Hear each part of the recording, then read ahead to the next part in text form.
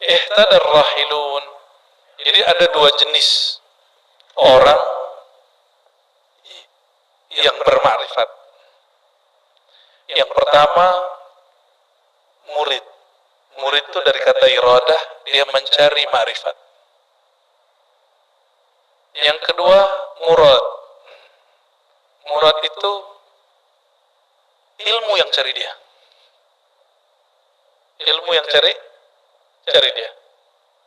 Sama dengan orang bekerja, ada yang dia mencari rezeki, ada yang rezeki cari dia.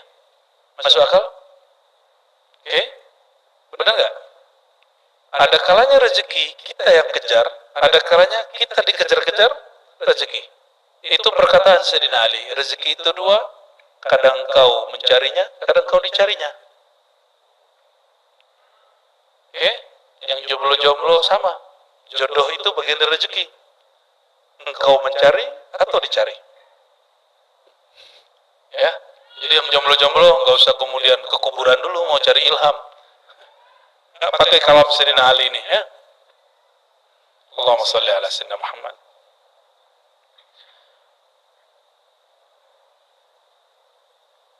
Murid, murad. Istilah itu muncul dalam kitab Syekh Abdul Qadir Jilani, kitab Al-Ghunyah bagian terakhir bab tasawuf. Ya, di situ disebutkan tentang ada murid itu orang yang bermujahadah, dia ditalkin dulu, dia suluk dulu, ikut kholwat dulu, banyak puasa dulu, zikir pagi sore. Ya, tadi zikir pagi sorenya diundur sampai barusannya. Nah, itu zikir ribat biasa pagi sore. Itu zikir dari Nabi SAW yang dikumpulkan oleh Sayyidina Abdul Hasan Syazili.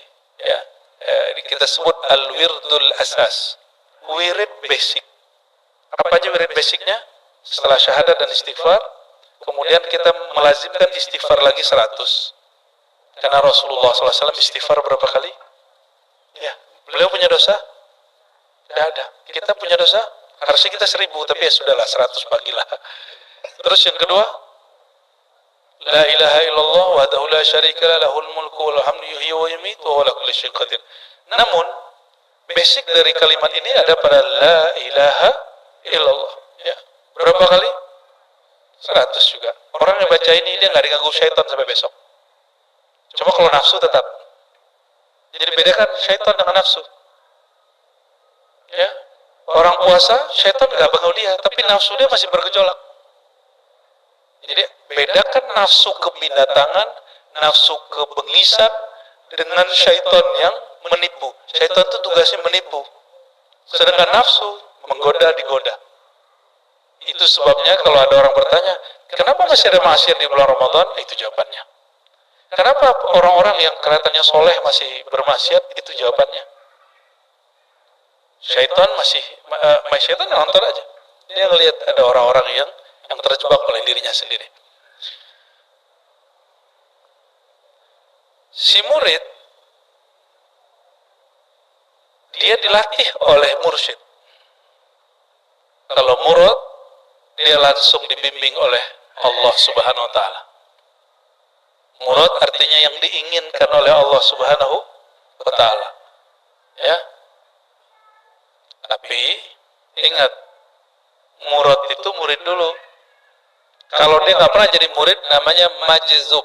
Nah, ini rumus. Seseorang kekasih Allah yang tidak pernah jadi murid, lalu langsung menjadi murad, orang ahli ma'rifat, maka orang itu pasti majzub. Kejedot.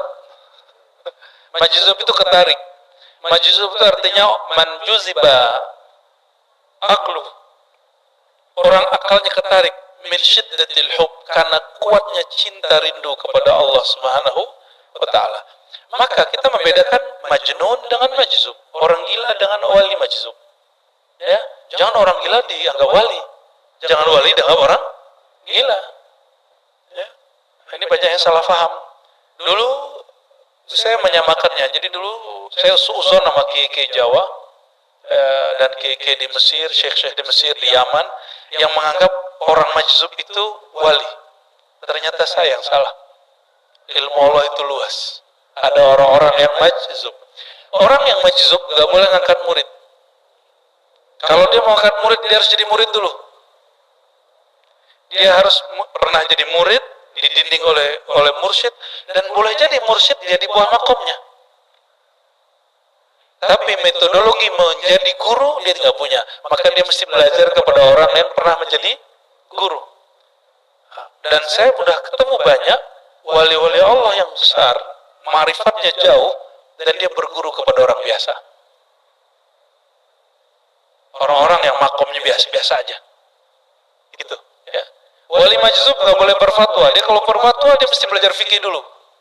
Wali majzub nggak boleh ngaji hadis, ngajarin hadis. Dia kalau ngajarin hadis dia mesti belajar dulu ilmu hadis. Paham di situ? Jadi jangan berlebihan terhadap wali-wali majzub. Hormati, hargai, husnuzan, berbaik sangka, tapi jangan kemudian semua yang dilakukan benar. Tidak. Ya. Oke. Ada yang lebih sempurna. Wasilun majzub. Murid jadi murad dan dia majzub. Maka akal dia sempurna, batin dia bercahaya, dia kenal Allah, kualitas iman dia, cinta dia sama dengan wali majzub, tapi akal dia mampu untuk mengontrol kegilaan orang jatuh cinta. Orang jatuh cinta itu gila. Maka al-hubbu junun, itu kalam orang Arab. Cinta itu gila. Dan yang lebih menggilai adalah cinta kepada Sayyidina Muhammad SAW. Adakah orang yang lebih gila daripada Sayyidina Abu Bakar yang semua hartanya dikasih ke Nabi Muhammad SAW? Kita kalau melihat ada nih, ini antum, semua hartanya dikasih ke gurunya. Itu pasti orang bilang itu orang gila. Kena hipnosis gurunya, kena sihir kiainya, mursyidnya, pasti gituin. Pasti gitu. Untungnya Sayyidina Abu Bakar tidak hidup di zaman orang seperti kita. Ya, maka beliau tidak disebut gila. Tapi kecintaannya itu jika hidup di zaman sekarang disebut gila. Ya, rahimallahu Sayyidina Abu Bakar radhiyallahu taala anhu. Ya, semoga Allah meridhai beliau. Beliau telah mengajari cara orang cinta dan berkorban dalam cintanya. Ada sahabat yang enggak punya harta. Paman daripada Anas bin Malik, namanya Anas bin Nadar. Tadi pagi kita bahas Riyadhus Shalihin. Dia korbankan jiwanya untuk Nabi Muhammad SAW. Ketika perang Uhud, tubuhnya lebih dari 80 tusukan, sehingga wajahnya tidak dikenali kecuali oleh saudaranya sendiri. Sehingga hancur tubuhnya, hanya untuk menjaga Nabi Muhammad SAW. Gila nggak itu? Maka al-hubbu junun. Oleh karenanya, supaya gak gila-gila amat, ya, disebutkan kul in kuntum tuhibbunallah fattabi'uni. Katakan jika kamu benar-benar cinta menggila kepada Allah, maka ikuti syariatku. Syariat itu kontrol supaya kita nggak kebelinger, nggak kelewat. Ya. Jadi kalau sufi pasti bersyariat. Ya, yang nggak bersyariat itu orang zindik dan orang majzub dan malamatiyah. Mereka nggak menzohirkan nggak. Ya. Jadi jangan menuntut orang-orang ini kemudian bersyariat di depan kita. Dan mereka bukan ingkar syariat, ingat. Kalau yang wali, kalau zindik ingkar syariat. Jadi beda wali Allah dengan wali zindik. Wali majzub orang mabuk. Kalau orang mabuk minuman, sholat gak dia? Maka kalau mabuk minuman cinta ma'rifat kepada Allah, dia juga gak sholat. Orang mabuk kok. Orang ini gak sholat. Yang satu lagi juga gak sholat. Bedanya apa? Satu kekasih Allah, satu zindik. Satu dia mengingkari syariat, yang cinta kepada Allah tidak pernah mengingkari syariat. Ini perhatikan. Ya. Jadi batalnya kewalian seseorang kalau dia mengatakan untuk apa sholat. Ya, aneh mah nggak ada sholat 5 waktu, Tuhan dalam diriku. Udah sholat kena deh sudah. Kalau ada orang mengingkari syariat satu huruf saja dari Quran, kafirun zindik, ya, murtad, sudah selesai. Dan tidak ada saya ketemu sufi, bahkan malamatiyah beda ya. Ada wali sufi, ada wali malamatiyah, wali majzub. 3 wali ini tidak pernah ingkar kepada satu huruf Quran pun. Ini sejauh yang saya temui. di perjalanan rohani ya. Kembali ke sini.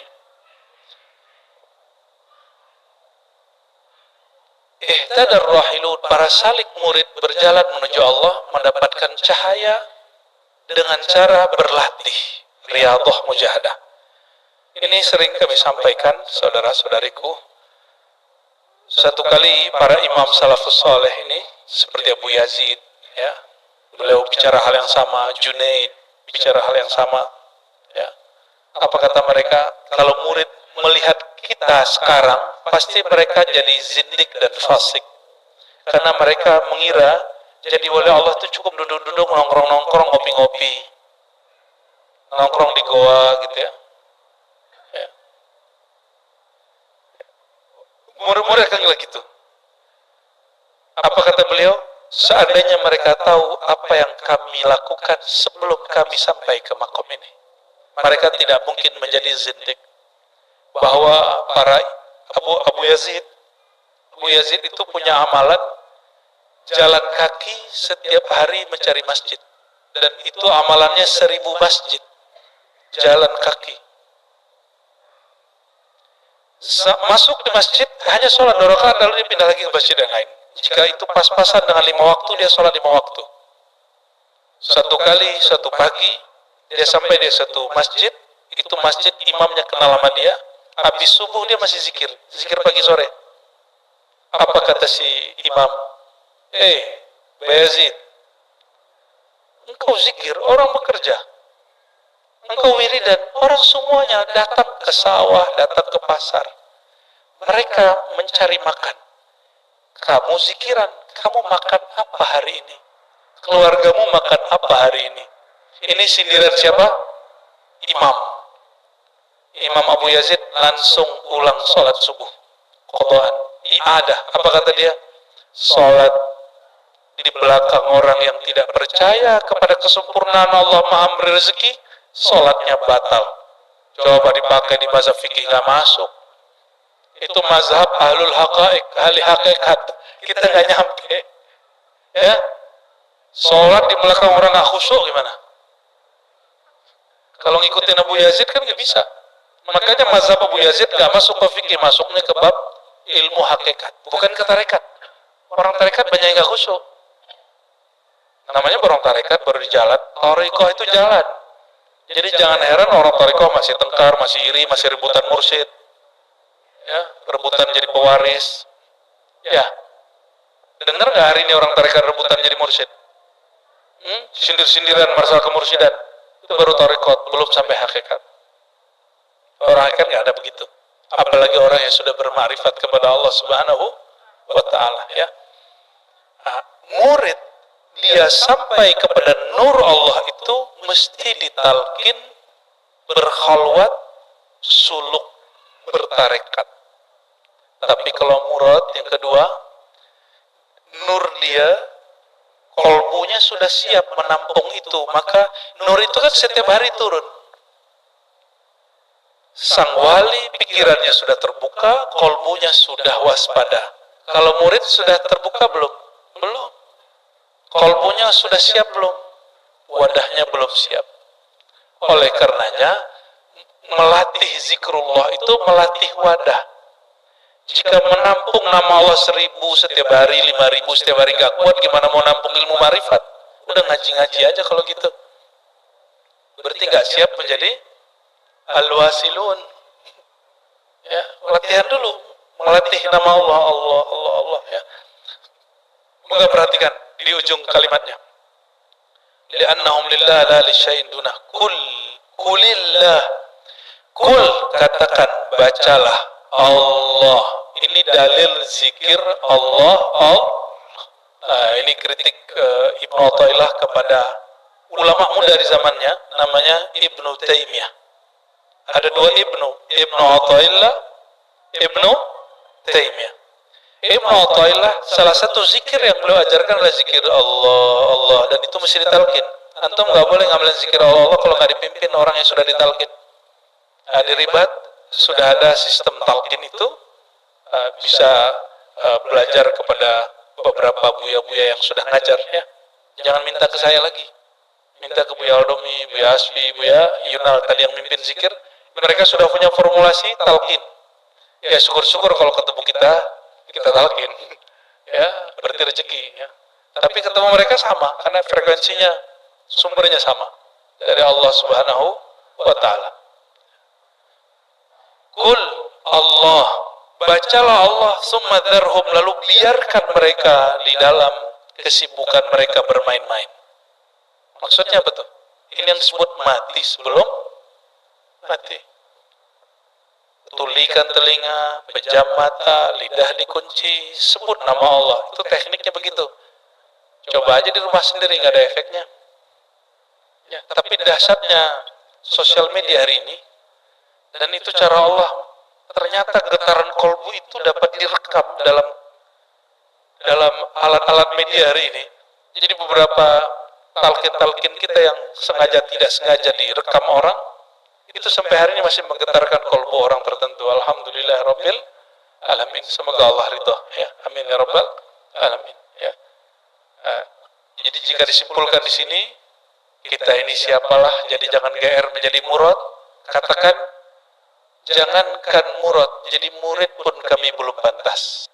Ya, jangankan menjadi murad yang dikejar oleh nur, jadi murid pun yang mengejar nur pun kami belum pantas. Ya. Zikir panjang dikit ngeluh. Ya, betul. Lama nih, gitu ya. Jadi nur gak pantas untuk mengejar dia. Kenapa? Dia enggan menerima nur itu. Dan Allah mengatakan, ana inda zanni abdi, aku berdasarkan persepsi hambaku. Jika hambaku enggan kepadaku, aku lebih enggan kepadanya. Auzubillah min dzalik.